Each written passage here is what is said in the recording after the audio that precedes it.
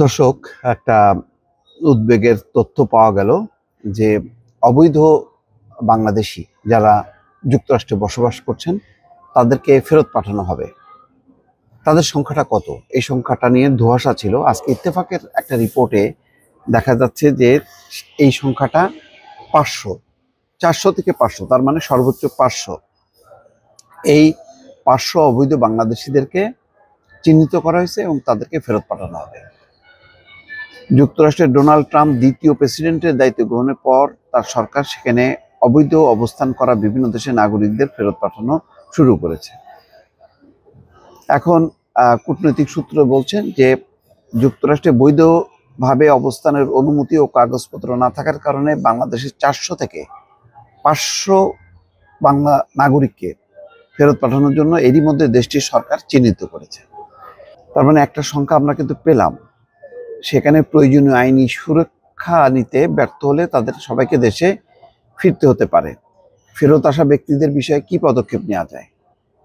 ঢাকায় স্বরাষ্ট্র মন্ত্রণালয় গত বুধবার এবং বৃহস্পতিবার দুই দফা বৈঠক করেছে।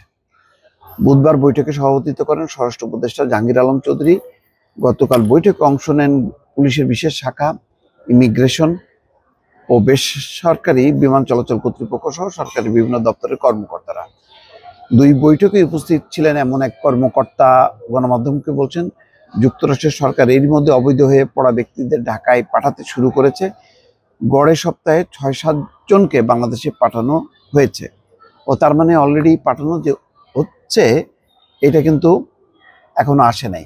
তার মানে যেভাবে ভারতীয় বা অন্য দেশের নাগরিকদের সামরিক বিমানে করে হাত কাটা পরিয়ে কঠিন একটি অবস্থার মধ্যে পায়ে শেকল বাঁধা অবস্থায় পাঠিয়েছে, সেখানে বাংলাদেশিদেরকে এইভাবে পাঠাচ্ছে না। ওই 2 জন 3 জন 5 জন 7 জন করে পাঠাচ্ছে। বলা হচ্ছে যে সপ্তাহে গড়ে 6-7 জনকে বাংলাদেশে পাঠানো হয়েছে।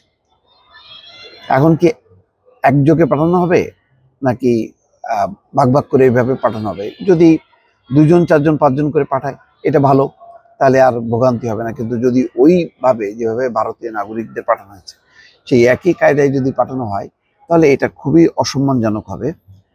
যুক্তরাষ্ট্রে অবৈধ হয়ে পড়া অনেক ভারতীয় নাগরিককে মার্কিন সরকার হাতকড়া পরিয়ে সামরিক বিমানে ফেরত পাঠিয়েছে। এই বিষয়টি উল্লেখ করে বাংলাদেশের নাগরিকদের কিভাবে ফেরত পাঠাচ্ছে এই প্রশ্নের জবাবে স্বরাষ্ট্র মন্ত্রণালয়ের কর্মকর্তা বলেন, ফেরত পাঠানোর জন্য চিহ্নিত ব্যক্তির বাংলাদেশের বৈধ পাসপোর্ট থাকলে তাকে সরাসরি বাণিজ্যিক ফ্লাইটে তুলে দেওয়া হচ্ছে। অর্থাৎ যদি তার কাছে পাসপোর্ট থাকে তাহলে পাঠিয়ে দেওয়া হচ্ছে। ক্ষেত্র বিশেষে ফেরত আসা ব্যক্তির সঙ্গে যুক্তরাষ্ট্র সরকারের এক বা একাধিক নিরাপত্তা কর্মী একই ফ্লাইটে আসছেন, এমনটিও ঘটছে। ওই কর্মকর্তা বলেন, কোনো ব্যক্তির বৈধ পাসপোর্ট না থাকলে তার বিষয়টি যুক্তরাষ্ট্রে বাংলাদেশের সংশ্লিষ্ট মিশনকে সরকারিভাবে জানানো হয়।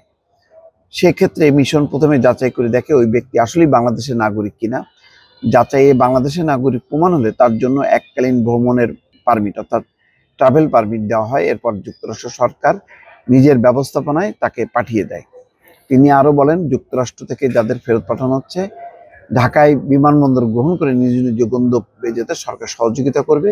বুধ ও বৃহস্পতিবার এইভাবেই কথা হয়েছে। এখন যদি তার পাসপোর্ট থাকে তাহলে সে তাকে মানে সসম্মানে পাঠানো হবে।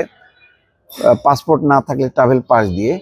কিন্তু যদি মানে এমন কোনো ডকুমেন্ট থাকে যে ডকুমেন্টে তার কিছুই নেই এবং সে অস্বীকৃতি জানাচ্ছে, তাহলে যদি চিহ্নিত হয় সে বাংলাদেশি, তাহলে তাকে অপরাধী বিবেচনা করে ওই একেবারে যেভাবে আটক করে পাঠানো হয় সেভাবে হয়তো পাঠানো হবে। তো পুরো বিষয়টা নিয়ে তারা যাচাই বাছাই করছে। তো এখন পর্যন্ত যে বিষয়টা জানা যাচ্ছে যে 400 থেকে 500, সর্বোচ্চ 500 বাংলাদেশি অবৈধ, তাদেরকে ফেরত পাঠানো হবে। তো আমার ধারণা যে লক্ষ লক্ষ বাংলাদেশি তুলনায় 500 এই ফিগারটা খুব বেশি না। যদি সংখ্যাটা অনেক হয়ে যায়, হাজার হাজার, তাহলে একটা দুশ্চিন্তার ব্যাপার হবে। দর্শক, ভালো থাকবেন। আল্লাহ হাফেজ।